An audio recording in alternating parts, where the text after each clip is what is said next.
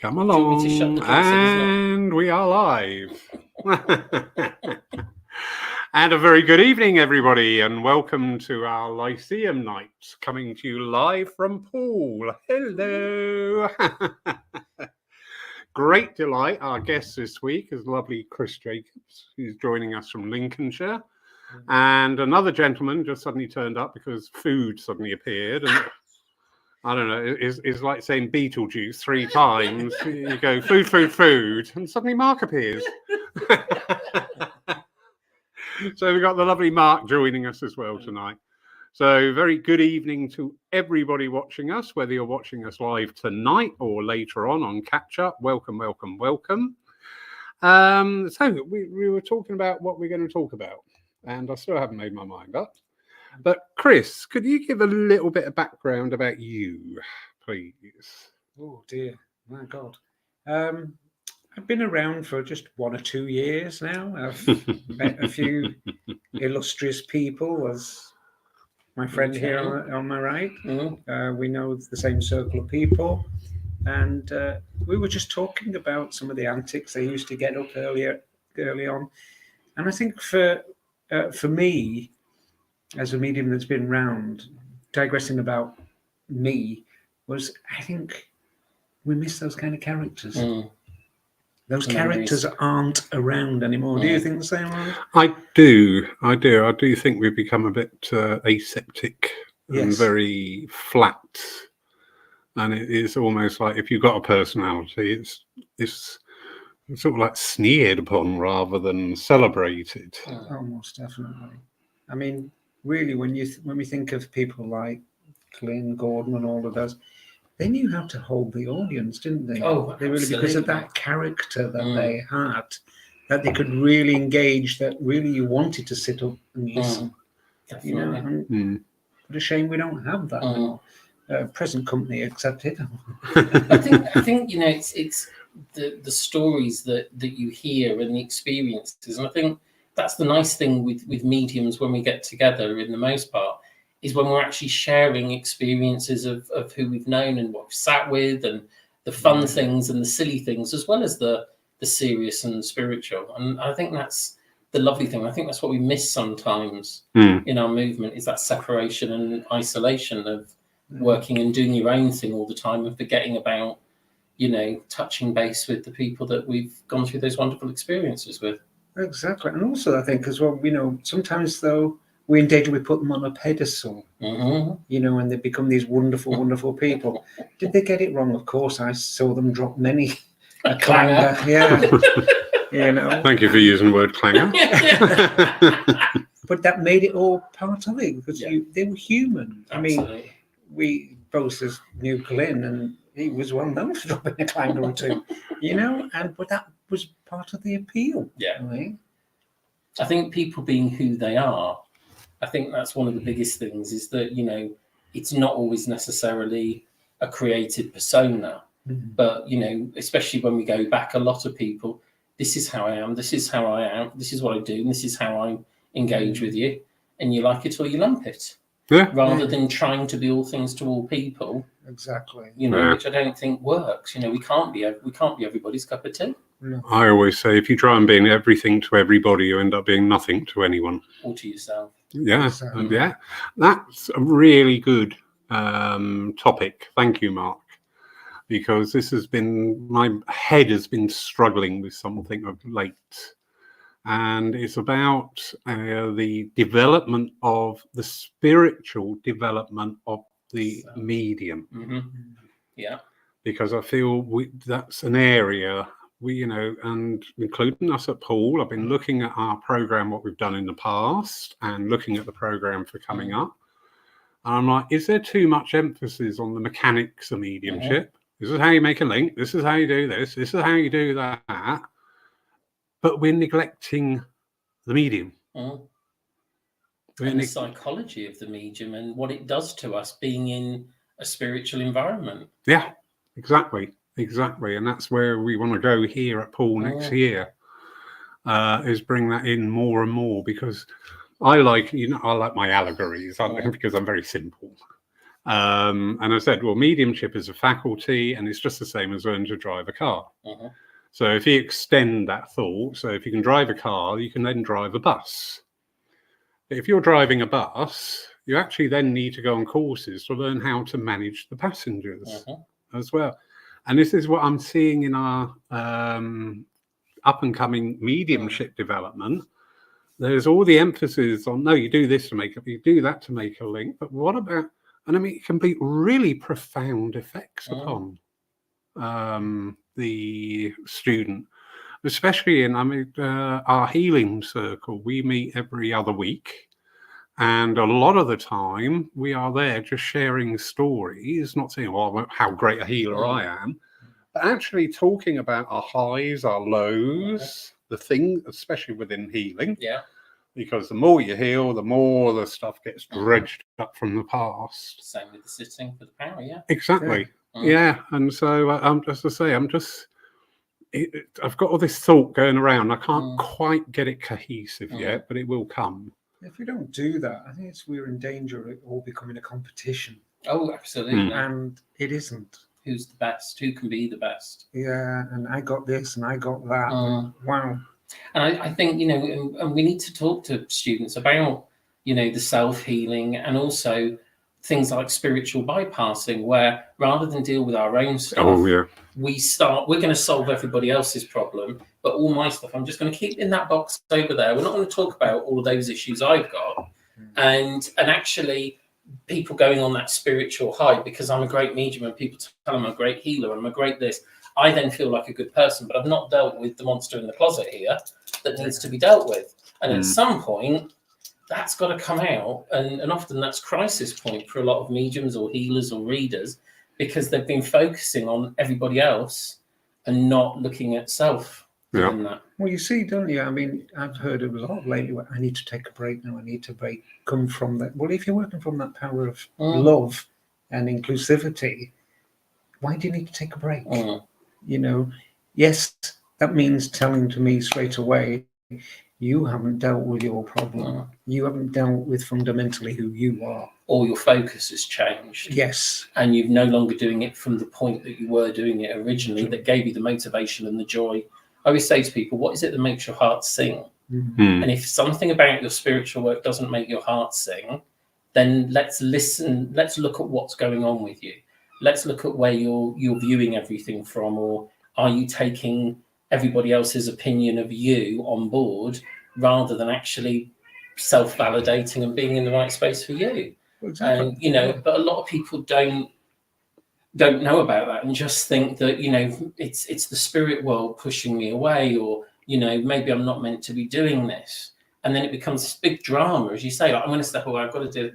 Where, we all have moments where we have to refocus and reassess. That's part of the journey of life. This comes into play with what we were talking about earlier on about the circle. There isn't the drive that, I've missed it because I want to go for a meal, like you were saying. There isn't that impetus that, I need a circle. I look forward to it. Yeah. I want to be there because this is who I am fundamentally. Yeah, it's that commitment to self as well as to spirit. And, about learning about the self and about the psychology and the effect. And the effect of when you're dealing with other people a lot and other people's sensitivity. We all talk about, we're all sensitive, but actually it's also about how we are responding, not just to the spirit world, but to other people in our movement and how they're affecting us, their behavior, their manner. As you say, don't put them on a pedestal, because we always learn that at some point that person falls off of that and then we're disillusioned. Well, if we just accepted they are who they are and they're a medium or a healer, then we wouldn't necessarily be putting them up there and shouldn't put ourselves into that position either with anyone else. Because again, when all eyes are on you, then you're under that great amount of pressure again. Yeah. I mean, 'cause it's not easy. I still feel uncomfortable today. I'm sure you're the same. Standing up there and all these eyes are looking at me. And I'm thinking, gosh, do I look big in this? Or is it tight right? Or, is my hair right? All of these things. And did I do me flies up again? But it's so true. I had one of a medium say to me about 6 months ago, well, I'm only ever happy when I'm working on platform. And I was just like, that set off alarm bells in me. That really did, because I'm thinking, so why aren't you happy in the rest of life? Yeah, with everything else in your world? What is being pushed aside? What is not being acknowledged? What is not being dealt with? Yeah. Yes, all Yes. right. You can't help others if you can't help yourself. Absolutely. And I think it's that going through that process is challenging, you know, when you start to realize that you've got to deal with your own issues, you've got to deal with your own problems. Because what I've found, I don't know about if you found this as well, both of you, but if I've got an issue and I'm not dealing with it, it comes up in people I'm then working with. So my buttons and my triggers are still fired off by the people that are coming around me. So I can't ignore the stuff I've been sweeping under the carpet, because now it's sat in a chair across from me, or I'm working with them. Yeah. So I can't avoid it. I've got to go into it, and I've got to work with it. Basic psychology tells you that most people are a mirror for you. Absolutely. Yeah. The thing we find hardest to deal with is in other people is because that's in us. Yeah. And we've not resolved it. Yeah, how true. So, oh, that's interesting. Oh, isn't it deep? Oh, Straight yes. into deepness. I know, straight in the Fabulous. deep end. So, a quick hello to everybody. Lovely Ashley. Hello, darling. Chris and Marion. Welcome, welcome. Numbers are down tonight. There must be some football or something going on, or barbecues. I don't blame you, because it's first day of summer. So, yeah, Don't you think God it's the for that. wind blowing in the wrong direction? Could be. I came in on an umbrella this evening as it is. Or as we hear in our churches, oh, it's too light or too dark or too cold or too wet or too dry or too hot, too cold. I'll call the midwife's son again. Yeah. So that's it. When we're looking at attendances in churches, and I've said to my people here, please don't do this. Please stop doing this, because I find it intensely irritating. You know, in my honest opinion, and without causing offence, if I'm going to, if you continue to have very low attendances, it's very easy to come up with it's too hot, too cold, too dark, too light, but whatever. But actually, when's the point going to come where you're going to actually examine what you're offering? Absolutely. Yeah. We had that discussion, didn't we, a while ago, that a lot of people were saying, oh, well, since COVID. And I said, well, quite a lot of the churches that I've seen that have said we've struggled since COVID, if we look in all honesty, some of the time we can go back before COVID and still find they were struggling. Yeah. It's just become the next excuse. And that doesn't mean it's not a justifiable excuse, because it hit every church throughout the whole country really hard. But, you know, it's about how do you come through it again? A personal challenge. How do you come through it? How do you deal with it? You know, how do you move into something better? I think the last 20 years have been very hard on churches. I mean, I remember the 90s, and as a young man, and I used to go into the church, and it was rammed. Yeah. Didn't get there by 6, rammed. you didn't get a seat. Yeah. Yeah, same here. Yeah. We've got several churches in the area. That was very prevalent. You know, they'd have 2 services on the Sunday because of the numbers. Or, if you're not there by 6 o'clock, you just didn't get in. And people accepted that. Yeah. I mean, we had an instance here many years ago now with a certain very tall medium. And we filled up, and there was people turning up and saying, sorry, we're full. And they were getting like really aggressive. And I'm saying to these people, this is a church. What, just get a grip. Yeah. Seriously, get a grip. What's wrong with you? But yeah, the lovely Jean Bassett. I know I go on about Jean Bassett, but I just admire everything I read and see and hear from her. Just endorses, and I'm like, oh God, I really missed out on. I would have loved to sat down with her. No. No, but I would have loved to have sat down and listened to her. But she was saying, and she said about the rallies that used to go on, where you would fill the Albert Hall. And that is a fact. There are photos of it. There is recorded evidence. And it wasn't all, 24-hour non-stop mediumship. It was philosophy. It was healing. It was evidential medium. It was trance. It was everything. And she said, people said, we used to fill that place. Where have they gone? And she said, but I don't think they've gone anywhere. No. I think we've stopped giving them something to listen to. Absolutely. And I was just like... And also reaching out. You know, we were chatting about this beforehand, that I think that those days of the 90s, I think the churches and generally spiritualism became maybe a bit complacent, was that we always had all these people coming to us. And yet now there are a lot of people who go past, when I'm describing this church and other churches where they are, people are, oh, is that what that building is? That they know the building, but they don't know anything about what goes on inside. Yeah. And I think there comes a point, especially with, you know, we're online tonight, that there needs to be more and more reaching out to bring people in. I know some people can't get to where we are physically, but they join us here. But I think there needs to be more of that with a lot of churches, not just saying, well, we'll just put up a poster and hope they'll come in, but actually start moving out into the community more and actually being more of a presence. And I find that approach quite irritating, because you hear this line, how do we get more people to come in? I personally find that a little arrogant. Come to me. Get off your ass and go out and meet them. It's to build it and they shall come. You've still got to let people know it's there. Yeah. What do you have to offer them? Exactly. Make it appealing. Topless services. Topless services.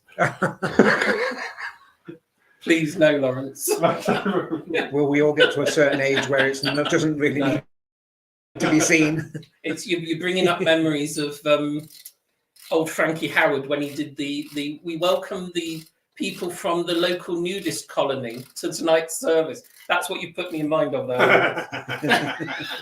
It's not a good look. It isn't. Sorry, ladies and gentlemen at home. Yeah. We digress. We can assure you absolutely no alcohol has been consumed. It is just the spirits. The levity. The levity. Oh, the levity. So, we've got a few comments here. Sorry, I'm a little bit cack-handed now with That's this. Chris Archibald. Chris, he's got a lovely dog. I think people and mediums think spirit are going to fix it all, but the truth is it won't, and we have to look at it for ourselves. Yeah. A number of times I hear people say, oh, spirit will do that for us. And I'm going, really? Okay, can I buy tickets? I want to watch this. It's something we were talking about again earlier, where we was talking about that. What's the true message of spirit? You know, what is that true message? It isn't to help us, you know, get through our daily lives. It's to help us live. Yeah. Well, spiritualism to me isn't about death; it's about life. Exactly. Yeah. And that's what I don't get. I struggle at times with people just failing to make that connection. You know, every time we do a service, every time we demonstrate our mediumship, and there's plenty of mediums in lovely Leslie Thomas, and every message to me is a complete and utter miracle. It's awesome. Because we've gone through that process of saying goodbye to them, of letting go, of going through the whole grief cycle. And then one day we're able to talk to them again. And I'm like, as miracles go, pretty big. I'm finding this really difficult to beat. I seriously am. You've said it, you've really hit the nail on the head, because, you know, where is the miracle in mediumship now? Where is it? Where's it gone? Do you think people have become so used to mediumship, not necessarily spiritualism, but mediumship, that it's become commonplace in their mind? Yeah. Well, you get those, give me a message. Yeah, a message and a plate of fish and chips on the side. Yeah. And, you know, the awesomeness of what's there. And I think that idea of the spirit world doing everything for you, I always say to my students, you know, every week I just sit there and say to the spirit world, you know, if I just could win 1 million on the lottery, just one, just not one. greedy, Yeah, I'm the same. and just 1 million, and then the same answer from my guide would come back each week. Go halfway and at least buy a ticket.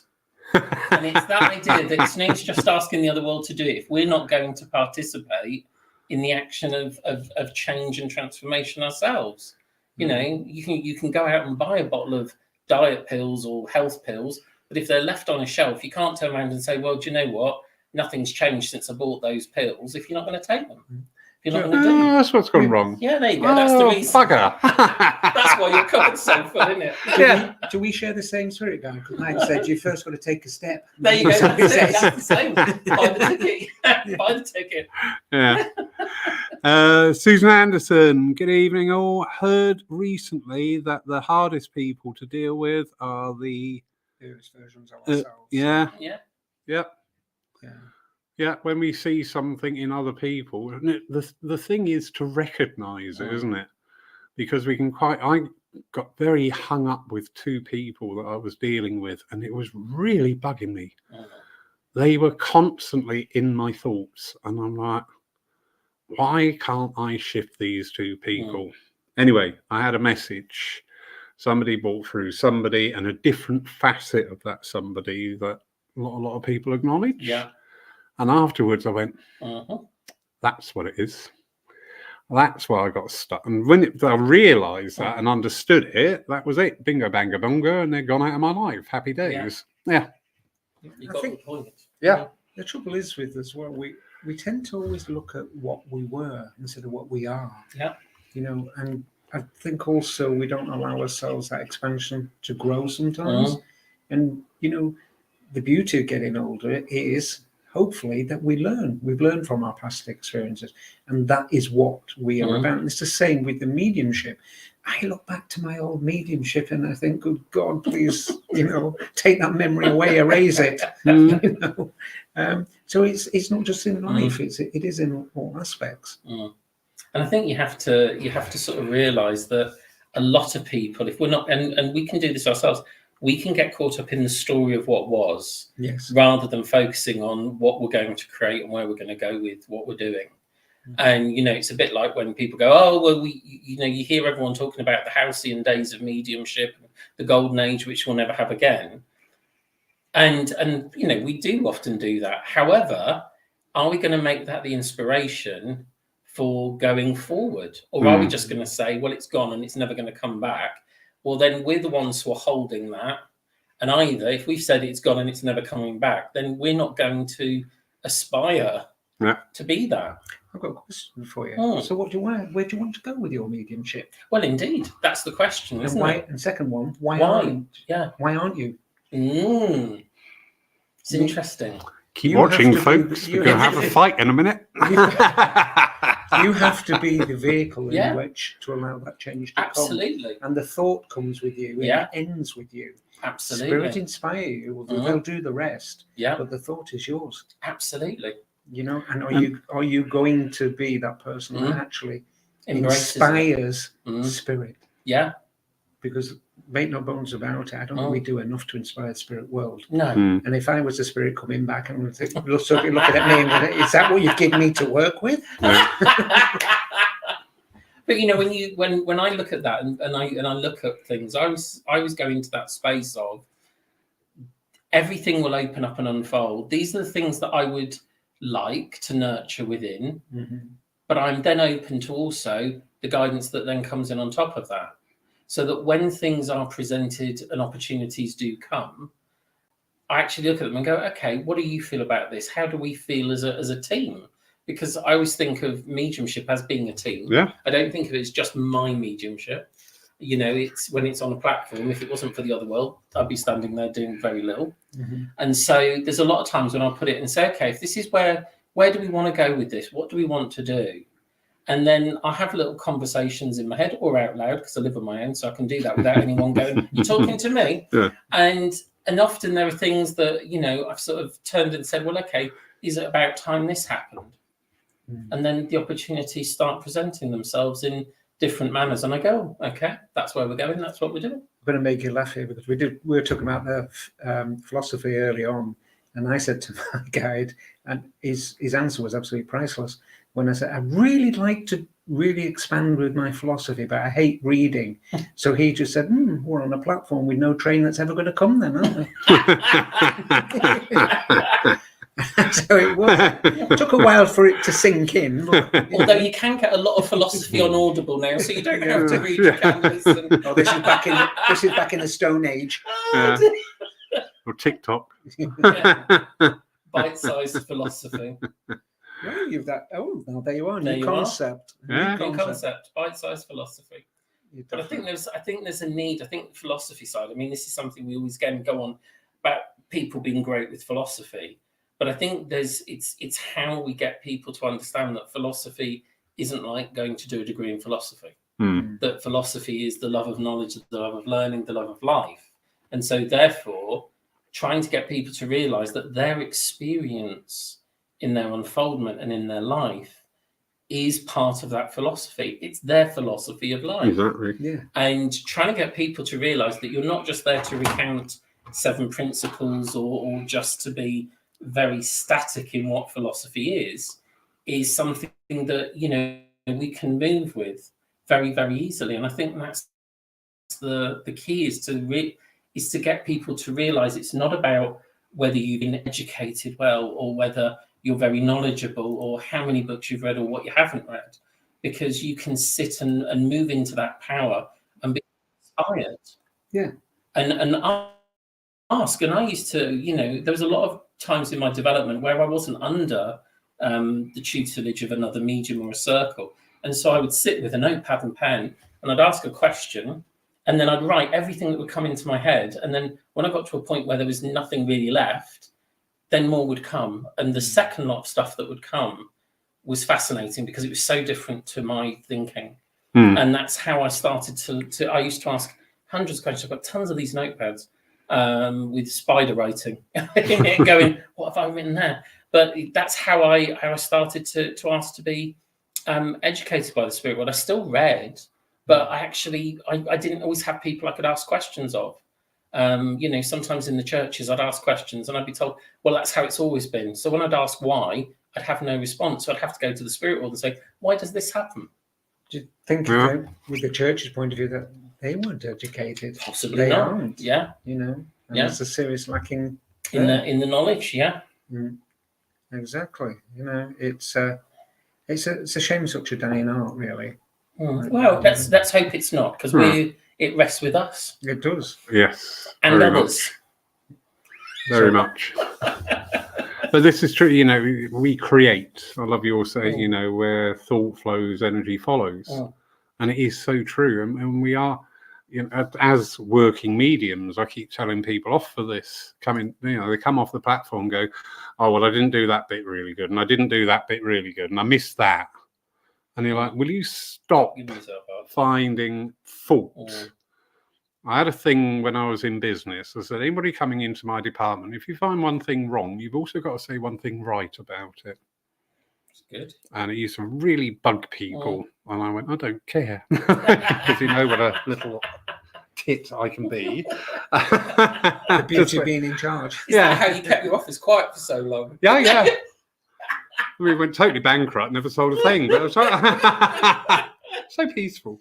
Anyway. But it is the positivity going in. You know, you hear people, I tell students off sometimes because you get this, they're going to do partner work. And the one person goes, now, before I start this, I'm not really very good at this and it probably won't work and you probably won't work. And I said, stop what you're doing. You're setting the energy before you start working rather than going, I'm about to connect to the spirit world and meet some fascinating people. And have a lot of work if it's not going to be right. You know, it's the biggest joke in spiritualism. Is there anybody there? There's more people there than here. Yeah. They always start the conversation. I don't really, you know, all of these negatives. Well, what if the spirit world don't turn up for a demonstration? Well, then you learn a song and dance and get on with it. Or you've just suddenly realised that they have TV and football in the spirit world. I've never known that. I've never known a demonstration where the other world don't know what they're doing. No. We might not know what we're doing as the intermediaries, but the other world, I've always found, in all cases, have always had it in hand. Yeah. I don't think the spirit would have ever let me down in any platform work. No. Having said that, now I'll probably fall flat on my back. Yeah. Watch live tomorrow morning, folks, 11 o'clock. But yeah, because we do limit ourselves.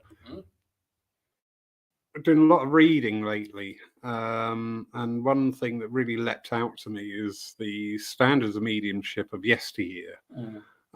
People were walking into churches totally unknown, unknown to anybody in the church, first time ever. And they were greeted by name by the medium and said, could you sit down, please? Because XYZ, the names. And I sat there thinking, why do we not get that today?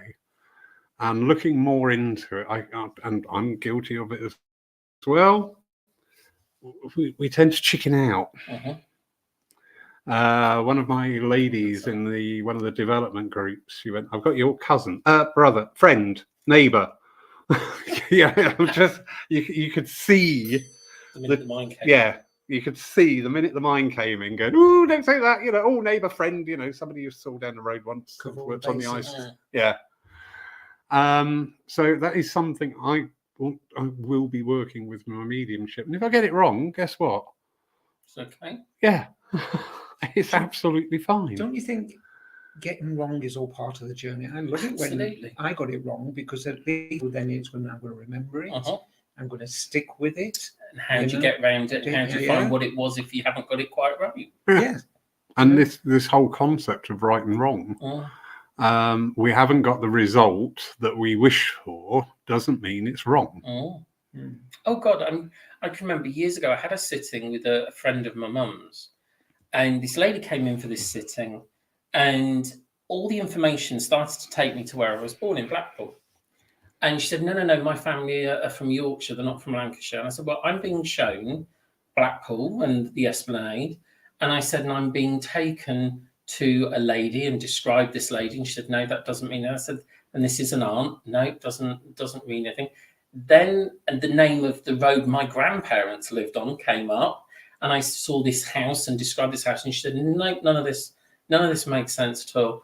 And in the end, we abandoned the sitting. I said, look, I'm really, really sorry. I don't know why this is all turned around to showing things about my family, and you can't understand it, and you didn't even go to Blackpool or even on a jolly. So I said, we'll leave it. And a year later, she said to my mum, can you apologise to Mark? Because when I went with my partner, who his family were from Lancashire and Sheffield and wherever, we were talking about family, and his aunt lived in Blackpool and lived off the road that my grandparents lived on. So to all intents and purposes at the time, sitting didn't work. But actually, a year later, she found the evidence that it had. That shows the intelligence of spirit. Totally. And we don't credit spirit with that intelligence, do we? Really, which is a crying shame. I just went out of that and went, well, that didn't work. Oh, well. Doesn't stop you, but you just have to question. You go, I wonder what was going on there. But a year later, we find out. You can't then stop all your mediumship because something didn't work once. You have to keep working through to push yourself in different ways, getting out of the comfort zone. The comfort zone is not a good place to be. Yeah. And sometimes in circles, that becomes a comfort zone, doesn't it? Yes. And then when you go out into the world with Joe Public, it's a whole different ballgame. And that if they've got to keep moving and not go, oh God, this is too much, and shrink back. Look at what the experience was, look at what went on. And, and I think this is where, do you think tough circle leaders used to have a good part to play in really making people push beyond the comfort zone? Exactly. I don't think there was any tougher than mine.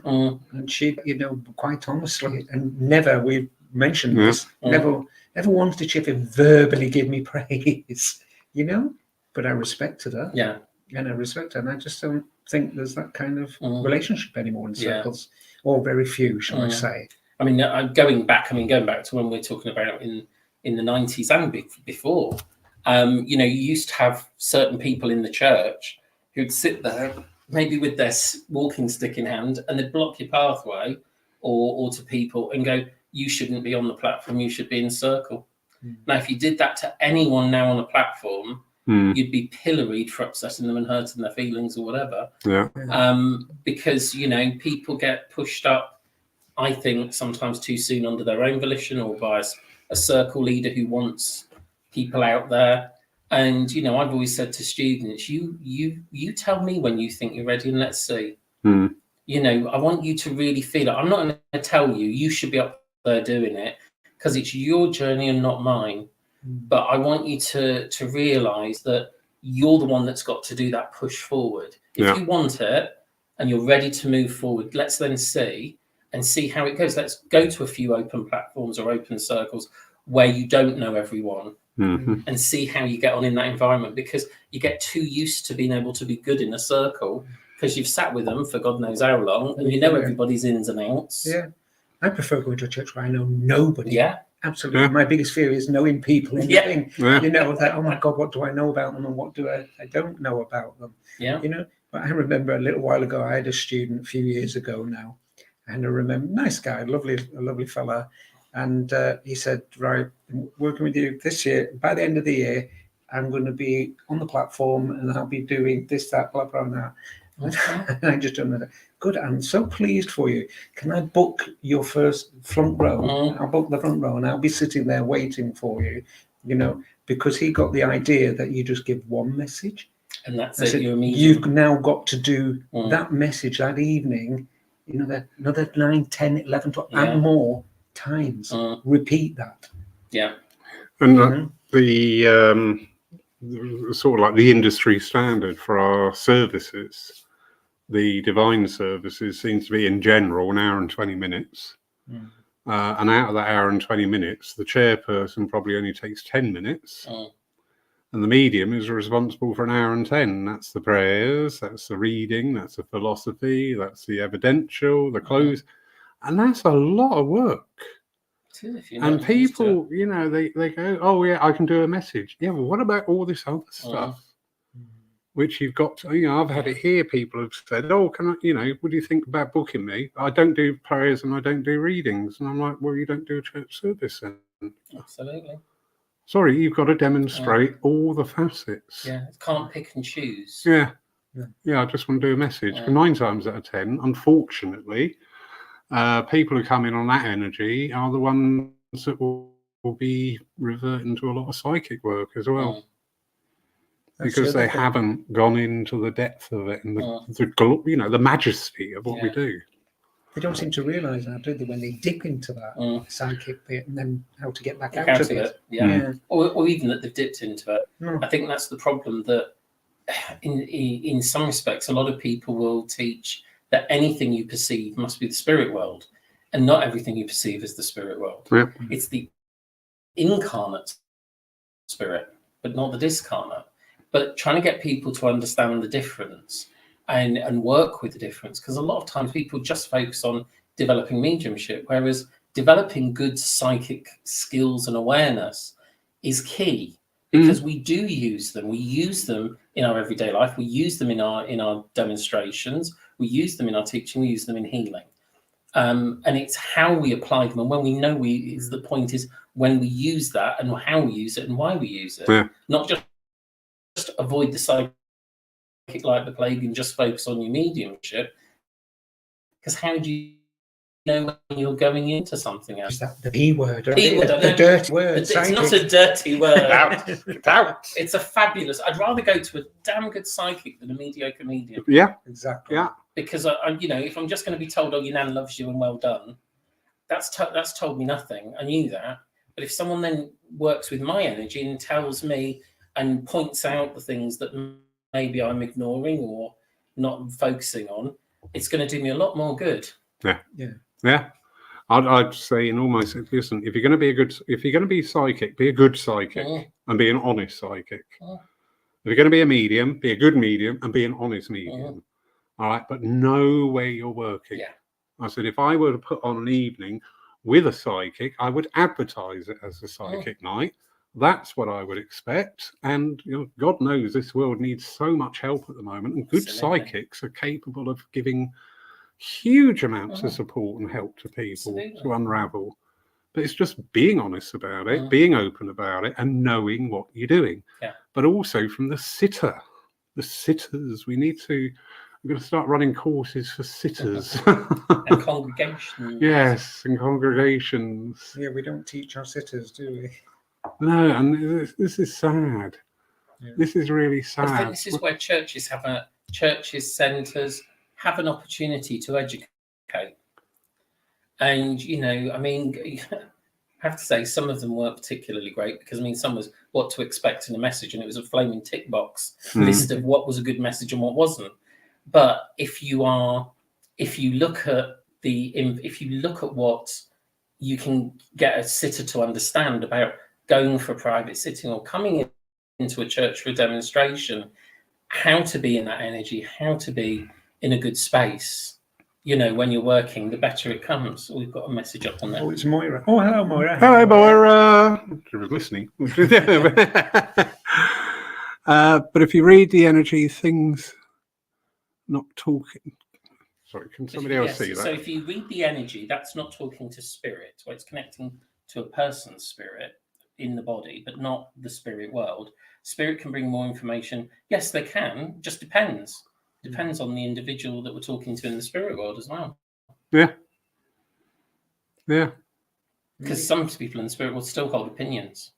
Of course they do. Well, that's who they were. Oh. They're going to come back as who they were, not somebody they are now. Yeah. You wouldn't recognise them. Fluffy. Yeah. I've got your father here. What a nice man. No, he was a complete alcoholic, murdering swine. That's putting it politely. But it's different. I think it's different things within what we're working with. And there's all different ways. Everything is energy and everything is connected. If we really want to separate it all out, we tend to want to separate it out to try and make it more, this is this, this is that. Every time you put anything in a box to do with mediumship in the spirit world, it comes out of the box, all messy. So it's only understanding certain ways of working, certain ways of contacting, stepping into the energy, working with the power, working with, I can remember going back when people used to laugh at people talking about animal communication.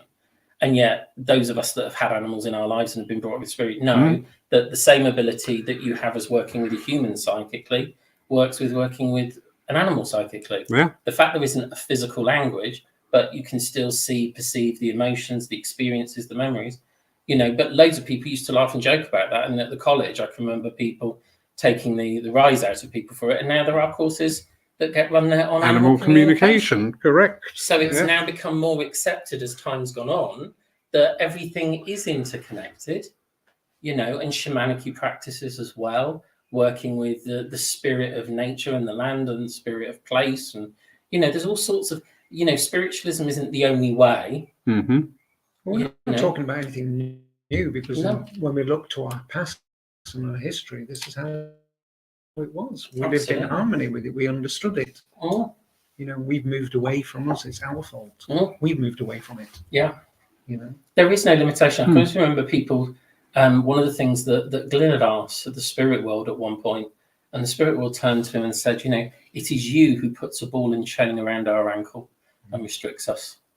And it's true. So yes, Maura, we can limit them incredibly through our own mind, what we do and don't think can happen. There is no limitation on what can happen.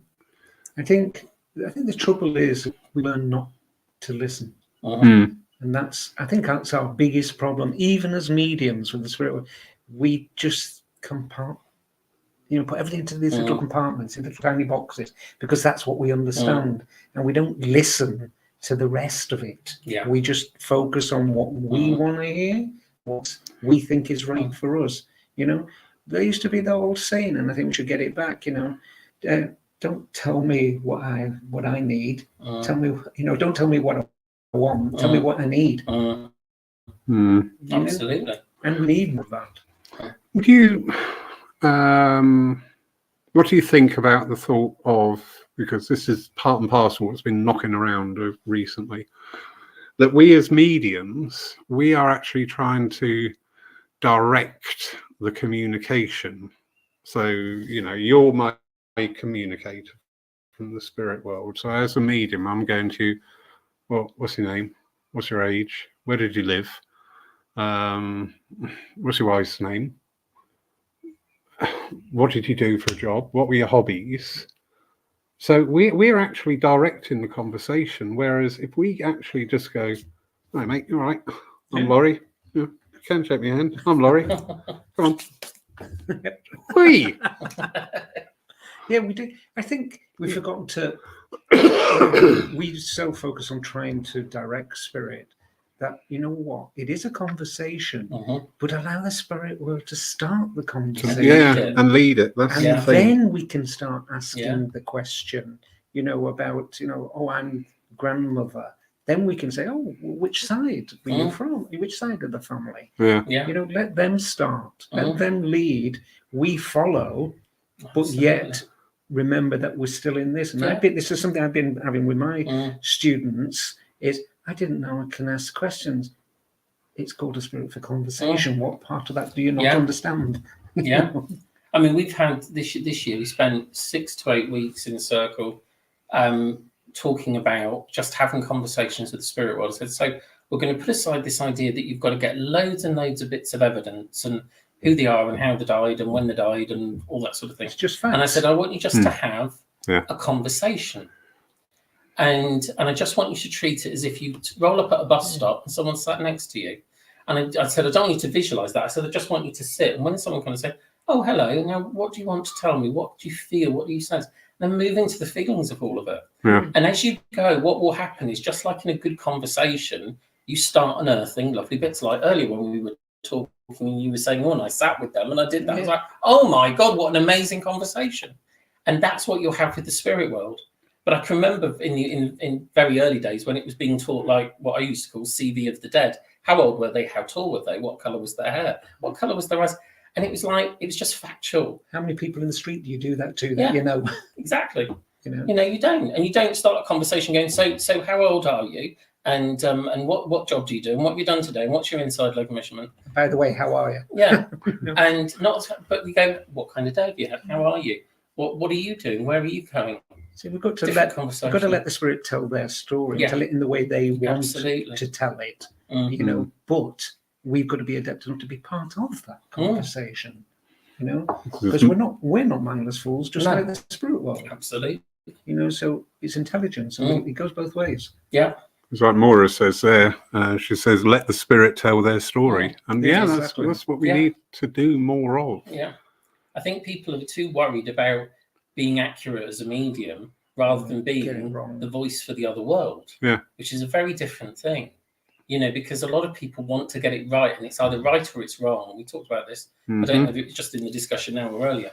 But there is this thing that, you know, you are going to learn things the hard way sometimes, and sometimes other things come through the remarkableness of when you're suddenly having a conversation with the other world for someone, and then stuff comes out, and you go, and even in that moment, you go, oh my God. Yeah. And that's where that awesomeness, and you go, that's amazing. And it's not like, aren't I amazing, but isn't that amazing, the experience of what you've just been shown or told? And the other person says, absolutely, yes, that's right. And that's the lovely thing that then gives you the message and the information that comes within the whole of the conversation. Absolutely. Yeah, because we do still hold a lot of fear. Because another common one is, oh, I can't come to you, Mark, you're a medium. Oh, I know you. Yeah, I know you. You know, you've lived how many years? Well, over 30. 50 next month. Oh my God. I know. Oh, big birthday party. Big birthday, not big birthday party. Oh, no, we're going to have a big party. So Maura, if you're lucky, we might invite you. Maura says, evidence comes with the story, surely. Yeah. Yeah. Yes, it does. But I think also we have to, what we're trying to say, Maura, I think it's we have to participate within that, you know, that conversation, that story, to actually help the spirit give that evidence. Because I don't know, with some people, you know, if it's like me, I don't naturally volunteer everything. And I'm sure I'm not going to do that in the spirit world. I'm an oversharer. So somebody's going to hate it when I come through as a message. They'll be like, yeah, you need to wrap it up now. You shouldn't have been talking. But it is the personality and the nature, you know. And I think if I try to get people to realise the fact that the body's no longer there, the personality, the nature, everything of that person still is.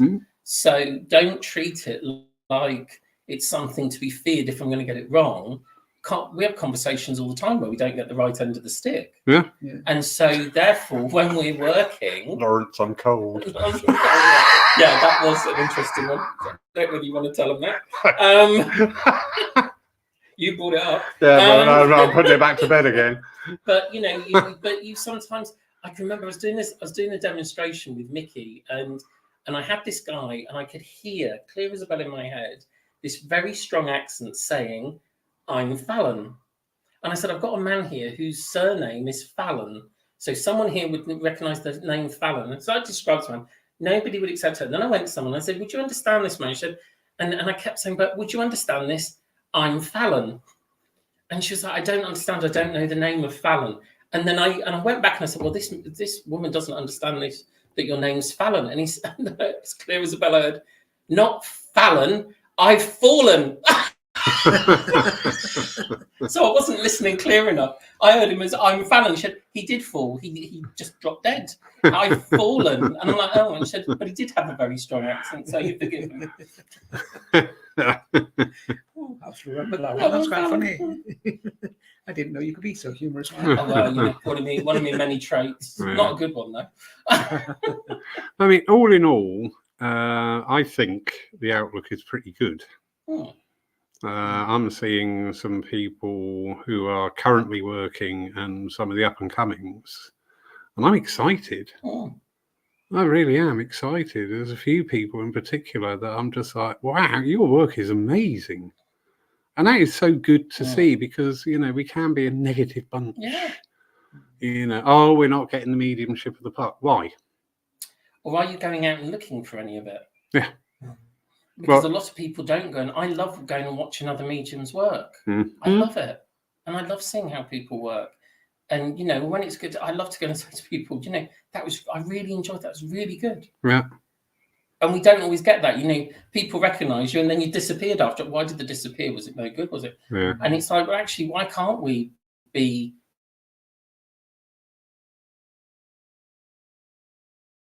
giving praise? And This fear factor, you know, people see another medium out in the congregation, they just think, what are they doing here? And they're sort of like free. These are people exactly the same as the people sat next to them. There's no, you know, so they're a medium. But I get that. Whenever I get messages, people go, oh, God, it's you. And I'm like, oh, thanks then. Yeah. And it's like, I'm great. I know loads of dead people. I'll say yes to anything. Yeah. Not just in the mediumship. How dare you? Do you think as well it's down to people like us as well? Because you just said something of interest. I'm excited. I'm ready. Yeah. Do you think there's people like us who are teaching and we're not excited? We're not. Oh, So we're not putting that across to the students. I think how you are, your nature and your being, this we talked about a little bit earlier, didn't we?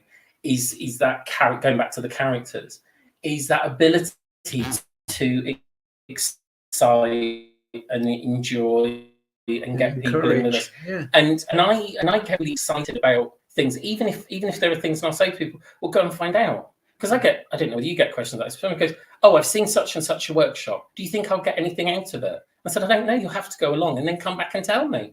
You know, and look at different things and be challenged. I mean, there's nothing wrong in being challenged in our thinking. There's nothing wrong in being challenged in our belief. But I find it exciting watching other people work. I don't sit there thinking, oh, God, I love it. Well, I always say I'm not the one size fits all T-shirt. You know, so you've got to have the experience of others, because Absolutely. you know you'll take snippets from me, snippets from them, and then you'll form your own opinion, and that's what we want. Yeah. You know, because that will lead to the inspiration. Again, we're back to that. Don't put people on the pedestal. And you know, and sometimes it's that, again, part of that personal development, to realise that there are some people in some situations which are not going to be right for us. And that's okay. That's not a problem at all. You know, and somebody may or may not be the right teacher for you, or vice versa, the right student for you, and that's okay. You know, and it shouldn't be, you know, this pressure. You know, we haven't got a magic wand that we're going to wave over someone and suddenly transform them. You know, that's their work that they're going to do with their spirit team. Yes. If they put in the effort, and if that's the way they're meant to go. Most definitely. I'd agree with that. But I love mediumship. Well, the minute I get talking about it, I can't shut up, which is Lois knows. I know, it's funny, isn't it? I wouldn't have known that. I'll do a lock-in. I'll be the Ken Dodd of mediumship. Just leave the keys. I'll close up when I've finished. Somebody out there, help me get me out of there. Oh, poor Chris. No, just going back to what you said there, Chris, about the teacher. I love it when you see your student or someone in your circle, whatever, and you see that, you see the get it. I think, that's great, because you know it's not being got. So you put it another way, and then you put it another way, and then you put it another way, and then suddenly, oh yeah, oh great, now we're cooking. Yeah. That is so good. I'm a firm believer you can't teach anybody anything, but you can help them learn. Absolutely. Well, I'd say anybody in my entering any of the development groups here, I can teach you mechanics, but I can't teach you to be a spiritual person. You've got to develop that, and you've got to develop that yourself. There's not many things I say you've got to. But I just say, if you wish to follow this path, you have got to develop your spiritual side. Without that, it's a little bit like a drum without a drumstick. It just doesn't work. But that's where maybe we've fallen short. You were talking about this earlier about what we offer. I mean, in the way that I work with students, we take them, no matter what the level of experience, we take them from ground up to say, let's look at you. Let's look at how you think about things, what your beliefs are. Because if we haven't got the mind right, once we start sitting and working, the mind is going to lead. And if the mind is full of fear, or the mind has got all sorts of ideas and preconceived ideas that's going on, it's then going to come out in the mediumship. Yeah. We had a lady many years ago who sat in an open circle, and it didn't matter what meditation we did, the meditation ended in trauma. She was in the middle of a road accident, or she was in the middle of this going on or that going on. So one day I thought, I'll take them to a nice, peaceful, quiet desert island where nothing can possibly interfere. And Except. as we went round the group, and all the group used to wait for this lady's description, and she said, and I said, and how did you get on? And she said, it was lovely until the plane crashed into the middle of the island, and everyone. And afterwards, and I sort of said to her, can I talk to you privately after? I said, how do you view the world? What do you think the world's like? She said, the world's a terrible place full of terrible people and terrible things. And I said, well, until that mindset changes, I don't think this is right for you at the moment. I want you to start looking at where there's joy in life and where there's good things, because the mind was leading the experience that every beautiful experience would end up in disaster. Tragedy or disaster. Yeah. That's what we were talking about earlier. We can't be just spiritual at the weekend. Yeah, the 90-minute spiritualist. Yeah, you've got to live it and incorporate in all the facets of your life as best we can. Nobody says you're going to be perfect. You're going to trip up. God knows I trip up all the time. But at least I'm acknowledging it now. Well, now you tell me. I wouldn't have booked you if you told me that before. Too late there. Anybody free tomorrow? 11 to 12. We only pay expenses. It's keeping me hot. And a slice of quiche. Yeah. Half a tomato in the salad leaf. Oh, God, don't. And Kipling's apple pie. That's always broken on top. When Marjorie put a thumb through it. Oh, here we go. What's this? The non-mediums, they won't understand any of that. I'm excited as next year I'm wanting to bring like-minded people together. I'm going to do a spiritual retreat in the north of the UK. Are we invited? Hey, Chris? You guys are just mentioning how much more people need to develop and be offered different subjects. Yeah. Quite agree. Yeah. So what are you going to be offering them? Indeed. What is Type in, Chris. Yeah. What is the foundations for everybody's mediumship? What is one crucial foundation? Well, you do one first. For me, first and foremost, to be of service. For me, it starts, I think, with self-healing. Yeah. Work on self. Work on what's going on within you. And then the more that you work on that, the more you can be of service to people. Yeah. I think, it's basically the same thing being service to me. Well, I wasn't highfalutin as you two. I just said the most fundamental thing for a medium is the self. Yeah. And do you know a really good question is to ask your circle? And I just did it, and I thought, oh, this is really interesting. What's your perception of God?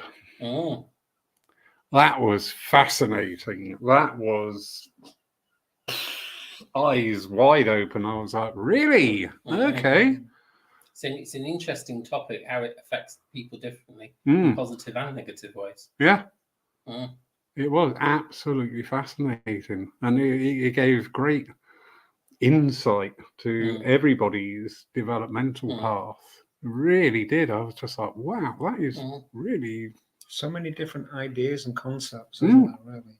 And not anyone is particularly right nor wrong. It's just what's been experienced by the individual and understanding how it shapes you.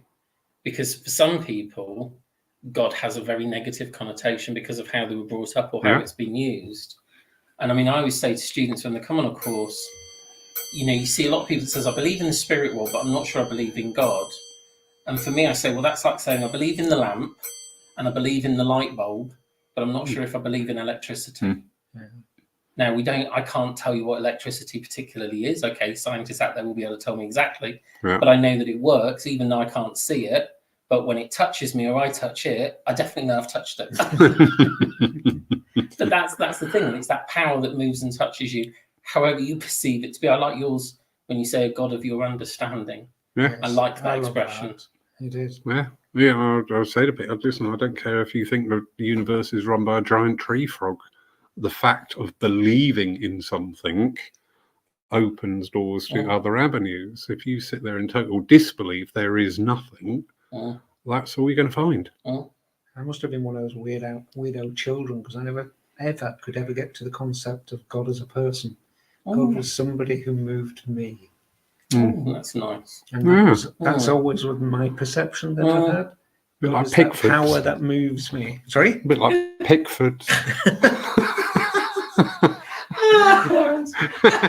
Can you Pickford please send in their check for Today's Lyceum presented by sponsored by. Next week, sponsored by Durex. Go along, that'll be fun. Oh, please don't do that. Somebody save me. I do apologise, anybody under 21. Mark said it. Anyway. Next week we'll all be on grounding and protection then. But also, Next week we'll all be on Crime Watch. For those of you out there, listen to laughter. The joy. And that's what medium should be. We still should have a life. Absolutely. Fun and joy and bring into that instead of it being all dour. Going back to those memories of sitting with other mediums, the stories, the things they'd say, and the laughter. I mean, sometimes the greatest learning was never during the lesson. No, it was sitting chatting to the mediums after when they were sat there indoors with a cigarette in hand and a coffee in the other. And then out would come all the stories. And you just learn and know so much just from that. And I always remember a friend of mine said, just listen. When you're with these people, just listen.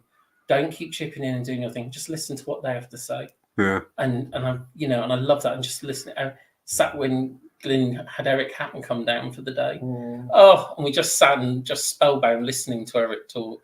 Very knowledgeable. Oh, amazing. I tell you, my eyes were certainly opened by after hours with Jill Harland and the things she used to get up to. Oh my God. Oh, she was brilliant. She was such fun. The more she had to drink, the man, gosh, the louder she telling all the secrets.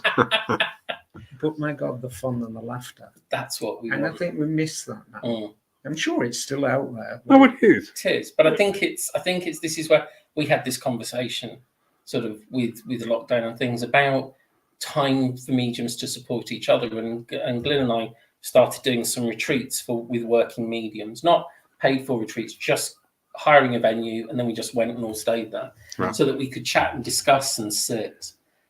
And I think there needs to be, because once you start getting out there and are working, you'll tend to be working on everybody else and trying to support everybody else. And I think we forget that there's actually a core need for mediums to connect without it being necessarily, I'm going to show you, I'm going to teach you, but actually just to connect and enjoy, which, like these evenings and things are lovely because, we can have a laugh, we can share experiences. But actually, we sometimes need more of that just for our own soul, more than anything else. Just the thought has come in, and it never occurred to me before. Evenings like this, we each mutually express. We each mutually respect each other's opinion. Not only opinion, but their sound as a mediumship. I'm not sat here thinking, I want to be as good as Mark, or you really dropped one last week. Ho ho ho. We know over time. We've built up this professional, and we are a profession. People say, "Oh no, we shouldn't be professional." I'm sorry. You go out, you spend money on your development. What's the definition of a professional? You spend money in your training and your Exactly. travel and your I think I wear. could be a millionaire now with the amount of money. Yeah, yeah. It's But we are a profession, and Mm. having that mutual respect for each Mm. other, and so if we're not coming in on an angle of trying to get one over all No. the time, we're not coming in on any angle, any negative Mm. side. It's like, yeah, you know what it's like. Mm. You know what it's like dealing with students. You know what it's like when I'm going for our development. You know what it's like some of the circle of Margaret Clawton. God, she was a nightmare at times, but she taught me so much. Yeah. And some of the stories, because they're talking then about, the mediums of that generation, and they had a great camaraderie. Mm. They would sit with each other regularly. Mm. They would take great pride in their students. Yeah. If one medium was taking her students out to work, all the other mediums would be there, not to criticize, But to support. but to see and support and go, oh, actually, I quite like that. And she would never go in, oh, I like that, I'm going to have her in my circle. It would be all about the greater good. Yeah. Yeah. Um, There was a lot more encouragement then, wasn't there? I think there was a, when you see commitment from others, you wish to commit equally. Yeah. And I think that's where, there are people, we were talking about this, who you may not have contact with for a while, and then all of a sudden they get in connection again with you, and they're going through something, but that that's your time to share and be of service. Yeah. And there's a lot of, when COVID hit, we talked about this before, but I had a lot of mediums messaging me and phoning me saying, I really don't know what's going on. I don't know how I feel about my mediumship. And it was kind of having to go almost into pastoral care mode of supporting what people were going through. And sort of saying to people, well, what is it that motivates you? What is it that moves you? What is it that makes your soul sing? I feel lost. Okay, so if you feel lost, let's just stop for a moment and think about, what do you really want in life? What do you really want for you, for your family, for your health, for your well-being, whatever it may be, for your spiritual work? What is it you really want? And, if something's putting you off, are you letting something or someone put you off, which means you're giving them too much importance and too much room in your head, rent-free? And maybe that's what you've got to change. And, and there was a lot of that. And that's where I think when you know that people are giving and then they're struggling, that's where you then want to be even more of service and support. Yeah. To encourage, as you said, to encourage, not to take the decision from them, but always to be given that support and encouragement of a fellow medium. Do you think sometimes that we've placed too much importance on what we want to be, our idea of what we should be? Depends on where that's come from. Exactly. If you feel drawn to it like a vocation, but if you get drawn to it and thinking I'm going to be a celeb, that's a different. Or putting your yard slippery slope, aren't you, really? Putting your yardstick up against other people and going, I want to be like that and I want to be like that, and you're just paving the way for a fool. Yeah. Be what you are, and Absolutely. celebrate what you are. Yeah. And you can't, if you try to be someone else, you're going to be a poor copy of them, and you're not going to be you. And, you were born an original, don't die a copy. Yeah. Because I say, don't be me, be better. Yeah. I want you to be better. And again, someone can inspire you. Yes. And, that when you see someone demonstrate and they do something, you think, that's really good. I've gone away and I've said to the other world, let's have a bit of that. Should we ever work on that? Yeah. And because that's what, the spirit will, come on, let's see if we can do this. Let's see if we can look at that and be inspired by. Don't go, I'll never be as good as. Yeah. And that's what we do, comparison. Oh, I'm not as good as them. I'm ever going to measure up to that. Oh, no, I surrender. Yeah. No, just go, do you know what? If they can, I can. But, you might be looking at someone on a platform and think, oh, well, I'll get there in a couple of months. That might take them 20 years to get there. Yeah. It's not overnight. Nothing's going to be just a wave of a wand. And I think that's where commitment and the sense of vocation, rather than necessarily just things are a bit of a hobby dip my toe in Well, and it's like out. that when they say, we quite often hear it, I want to be like so and so and so. I'm not going to mention the name, No, but there's one that's bandied around often. Mhm. I want to be like that. So my answer is, go away and why don't you? You know, be like that, try like that. But tell me first, how are you going to get there? What do you do to start that process off, and how we can sustain that and grow with that? Yeah. You know, oh, I hadn't thought of that. And also, it doesn't come out of thin air. No, and look at, when I know people, read about the mediums of the past, study about people that you admire and that you look at and that are there and how their experience, because in reading about their experience, you're going to learn about how and why things came to them in that way. It's, like when you say, oh, well, mediums used to give names and addresses. Well, there's that lovely with Albert Best, he used to give the names and address of a person. But in his daily life, he'd been a postman. So every day he was reading names and addresses. So that was always in the forefront of his mind. Yeah. So it's the easiest thing in the world for the spirit world to work with. Yeah. If you're musical, you might get stuff in song.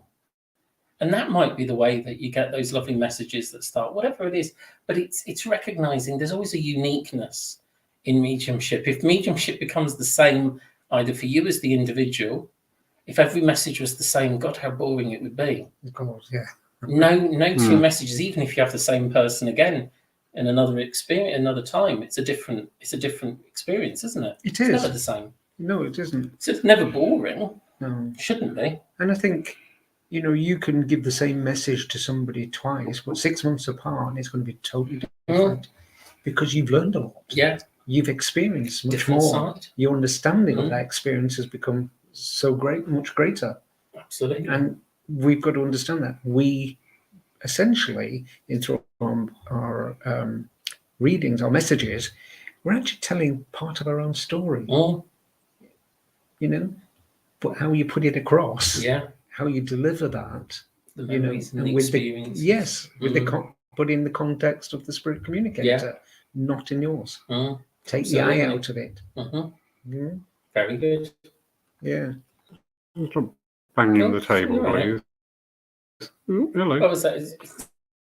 Are you playing with your thing? Yeah, we keep banging the table, and I'm going to say, Have a bit of Not with the tech on it. Yeah. Not with the tech on it.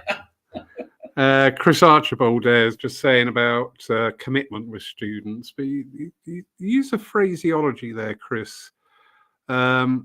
Students should be taught commitment. I don't know why that's not sitting with me. Well, you can be told how important it is. You can be told, but you can't. I mean, I have to say, we were talking about circles back in the day, and we used to have it. If your circle started at 7:30 and you arrived at 7:31, you walked home because the door was locked at 7:30. And I used to very much, when I used to have my circle sitting for me, that was the understanding. The latest person to get there would be 7:20. If you got there between 20 past and past, is okay. You got there after past. Well, sorry, we've started. Yeah, you had it easier than me because if the circle started at 7:30, you were expected by 7. There you are. I had that recently with a circle here, and the person was really sort of like miffed. And I said, we sit at 7:30. I was only a couple of minutes late. I said, a couple of minutes, couple of hours. You were late. You missed it. If this was a train, you would have been waving goodbye to it on the platform. Again, that would demonstrate the commitment. Absolutely. You can learn a lot by that person. Yeah, that's where my little head's going with this, because it's not just the commitment side, it's the discipline. Yes. That's where my mind was going with that. Yeah. Because I often say to people, I think I've already said this, about I can teach you the mechanics, but I can't teach you the disciplines, because you've got to have that. You've got to exhibit that yourself, or have that potential for unfoldment there. But if you haven't, we all know certain people that 7:30 means 8:45, things like that. And you just say, no. It's down to how bad, I think as well, you've got to look at it and say, how bad do you want it? Why do you want it? Well, why, really? Yeah. Why do you want it? Why do you want to be a medium? And how bad, I mean, sometimes people want it too much, which then creates the pressure of time. rather than the dedication of. I mean, if we go back to the old circles originally, it was a case of, well, there was very little else to do in life apart from the pub and the radio. So, you know, but now we have all this stimulus of TV and radio and, you know, your mobile phones, you know, people constantly. So there's loads of things that can keep you occupied.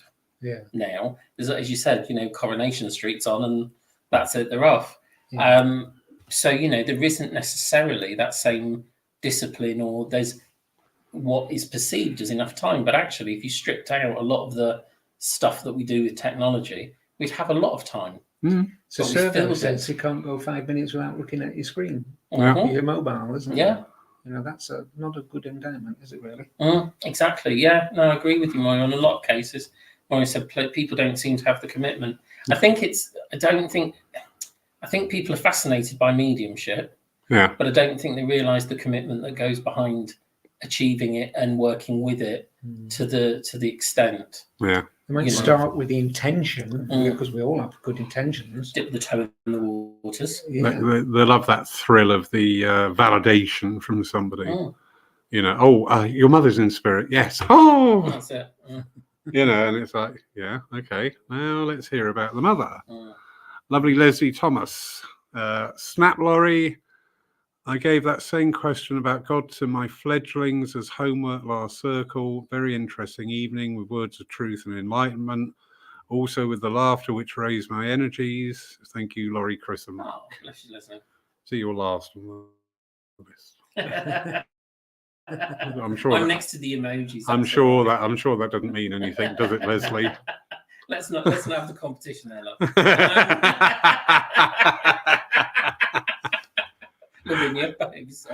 Lovely Moira. People don't seem to have the commitment these days. Yeah, but it's a very busy world. We're not in the world of 40 years ago.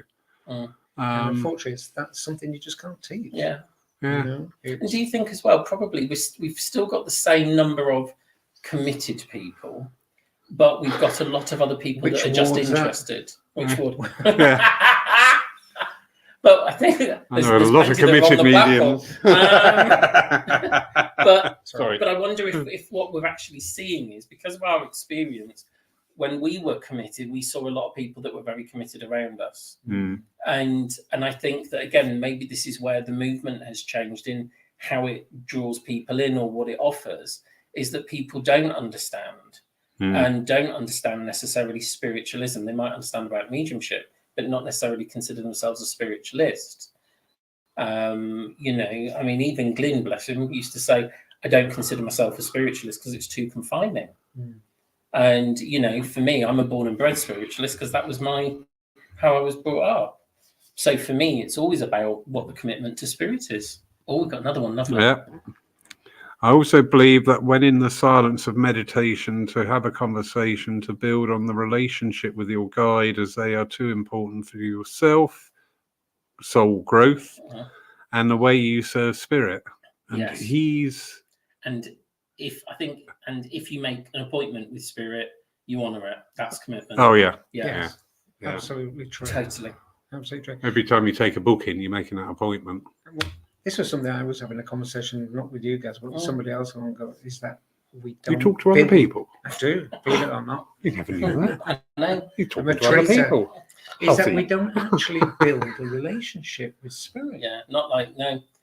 You know, we forget that there's something else. You know, they're not real people or whatever it is. You know, we don't build that relationship. You know, and that's, I think, is one of the lovely things that those who we do work with, we can have that relationship that's almost like a family member, or more so probably, within the relationship of who we work with. And I find it, and I don't mean this in a disrespectful way to people who don't know who works with them, but I think it's sad if you don't know who the other people are there working with you and taking the time to know who's there behind you and supporting. Okay, it may be a process of years to discover it, but actually when you start to have those connections and the feelings and the presence of those people, and you know that should anything hit the fan, you can sit and talk to the other world and know that you're being heard by people that care for you. yes. And I think that's important, especially if you don't have anyone else that you necessarily know who you can ask. Yeah. Then at least you know you can ask them. I think sometimes people don't take the time to feel the love of the spirit world. When it's touch and it's true love, my God, it's an emotional thing. Oh, crikey! It really is. I mean, Maura's put there. I don't think it's the movement, it's people, which is true. I sit in circle every week for 22 years. My friends and family know that you don't ask me anything. I mean, I do. And Moira, as you know, I sat in my circle with the late great Elsie, and that was 20 odd years. And as I was saying to you, I never missed it except for the one time I had an operation. But I was there the week after I'd come out of hospital, and I was there. And it was something it wasn't just expecting. You were excited to do it. You wanted to do it. You know, it was the highlight of my life. Absolutely. Most part, I don't understand that. I know the energy, but not the personality.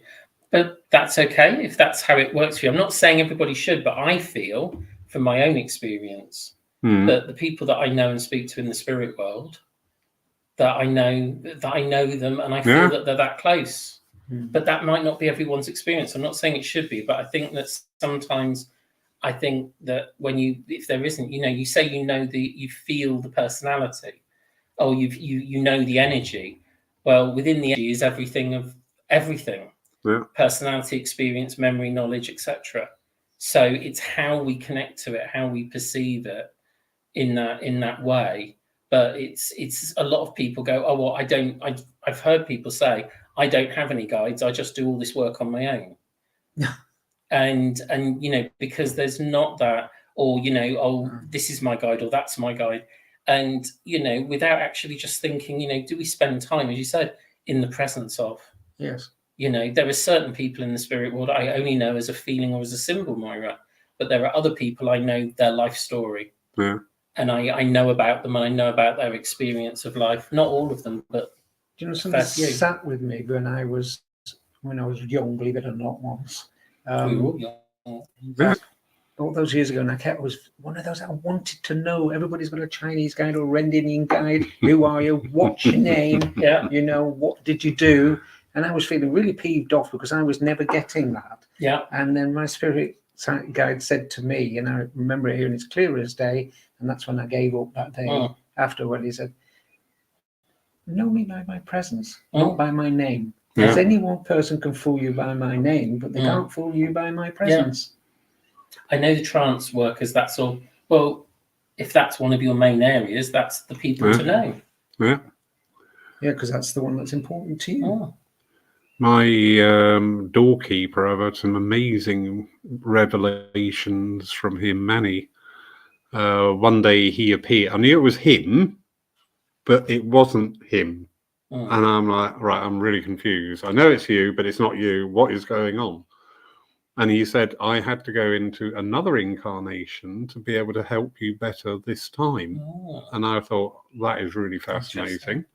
And then another time, without any asking or anything, he was just there, and he went and rolled his sleeve up. He's Jewish guy. Rolled and showed the tattoos off of the camp. And I went, oh my God. This whole new level of him suddenly, and that was just so out of the blue and so random. I was just like, wow. It is. And I think, the spirit world also will show themselves in a form, or we've clothed them in a form that's acceptable to us. Yeah. So, when you look in, say, heavily Catholic countries, lots of people see the Virgin Mary and angels. So that's where they feel that the spirit world is. If you couldn't trust a person as far as you could throw them, it's not going to be unheard of that your guide's going to come through as an animal, because you trust animals more than people. Yeah, exactly.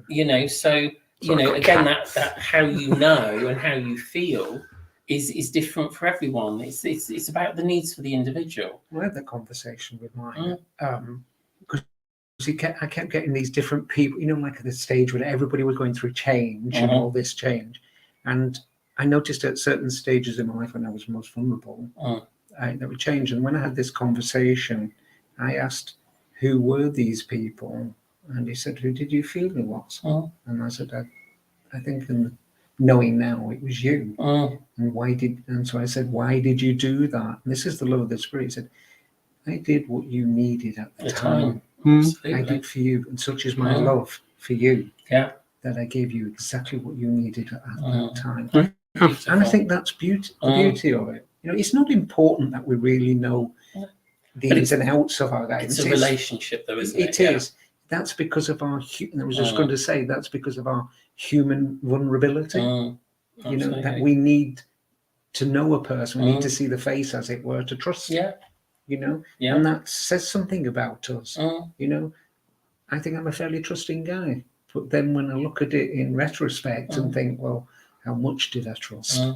I think that it's the same. It's whenever you're working with something, you know, it's asking. I'm someone who always liked to ask why. Ever since a kid, why?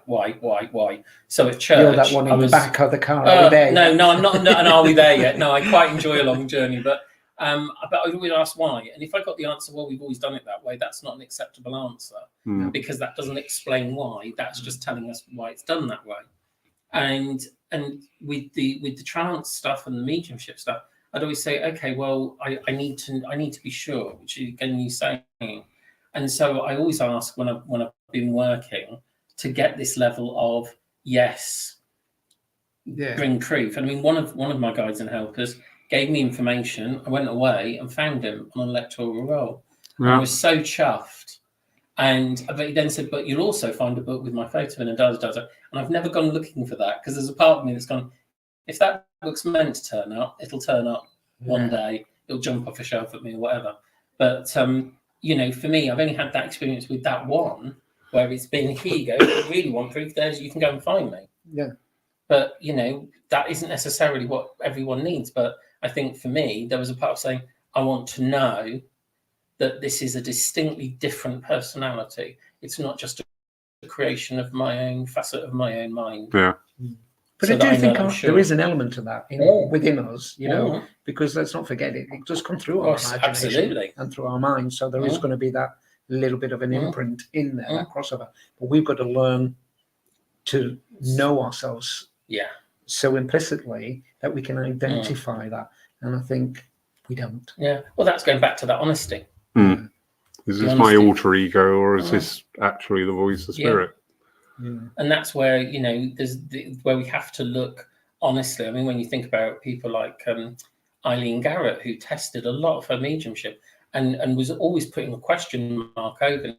Now, it doesn't mean being doubtful, but actually looking at all the possibilities around what's capable and what's possible. And I can always remember with Colin Fry, he used to say, even in the complete unconscious state in a physical seance, the mind of the medium can still influence the phenomena.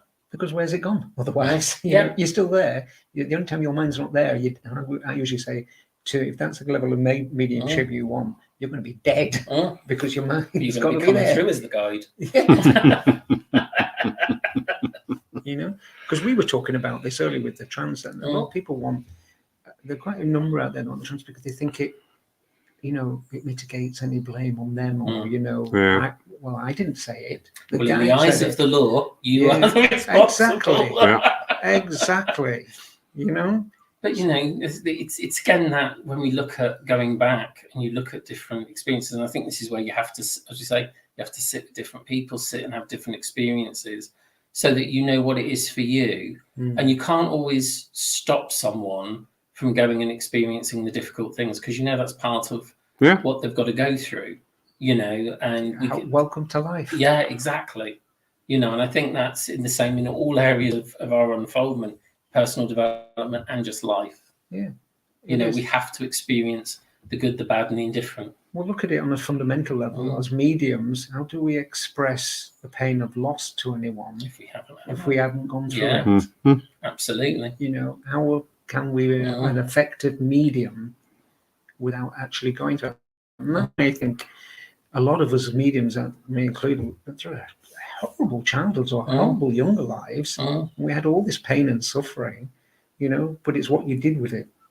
Yeah. And how then you express that, and that, because I think that helps making you be more empathic with people, you get an understanding. Yeah. You know. Because that's quite an interesting concept. So you go through that period of life, and we tend to look at it as, oh, well, that would have been the doorway to open up your spirituality.